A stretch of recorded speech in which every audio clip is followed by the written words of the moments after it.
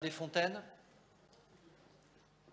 Monsieur le Président, chers collègues, étant aide-soignante, je ne peux que remarquer quotidiennement les visages et les corps épuisés de mes collègues. Le monde sanitaire est dans une situation de tension maximale. Les annonces se succèdent, mais on ne trouve aucune réponse globale au manque du secteur. Lits, personnel, formation, médecins, médicaments. Et toujours la même question, quand ? Quand nos métiers seront-ils considérés à leur juste valeur ? Quand arriveront les moyens humains et matériels supplémentaires tant demandés? Pendant les crises du Covid, les soignants ont été applaudis pour leurs efforts, leur courage et leur dévouement envers les patients.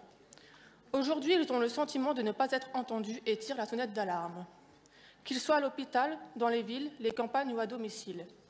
C'est pourquoi la question de la formation des métiers sanitaires et sociaux est cruciale. Elle doit être étudiée avec beaucoup d'attention. Afin d'aider au mieux les établissements de formation et de répondre plus efficacement à leurs besoins en équipement, nous modifions la procédure pour qu'elle soit plus simple et plus rapide. Concrètement, le délai de réponse aux demandes va être divisé par 2, dans la lignée du souhait de notre Président d'accélérer les délais de traitement des dossiers par les services de la région. Souvent, l'acquisition de nouveaux équipements ne peut pas se faire attendre. Il en va de la qualité des formations et des conditions de travail des étudiants, qui sont plus de 23 000 dans ces cursus répartis sur l'ensemble de notre territoire.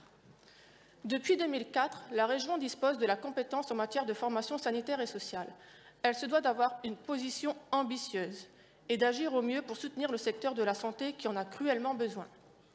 Il faut apporter une réponse de court terme, mais également anticiper la future carte sanitaire qui sera un facteur clé du dynamisme et de l'attractivité de nos territoires. Par cette délibération, la région vient en soutien des établissements qui forment nos futurs soignants. Ainsi, elle participe à son échelle à aider le secteur sanitaire en difficulté. C'est la raison pour laquelle le groupe UDI votera cette délibération. Je vous remercie. Merci Madame Desfontaines pour l'information de l'Assemblée en l'absence du